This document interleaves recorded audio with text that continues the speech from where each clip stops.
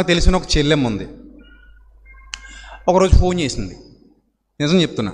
ఒకరోజు ఫోన్ చేసింది, అన్నయ్య నేను క్రీస్తుని విశ్వసించాను, క్రీస్తు కోసమే బ్రతుకుతున్నాను అన్నయ్య, నా మనసులో క్రీస్తున్నాడు అన్నయ్య, ఇప్పుడు నేను బాప్తిస్మం తీసుకోవాలి, నా భర్తకు తెలియకూడదు, చెప్పకుండా తీసుకోవడం నేరమేమో అని నాకు అనిపిస్తుంది, కానీ మనసు ఉండబట్టట్లేదు, తీసుకోవాలనిపిస్తుంది.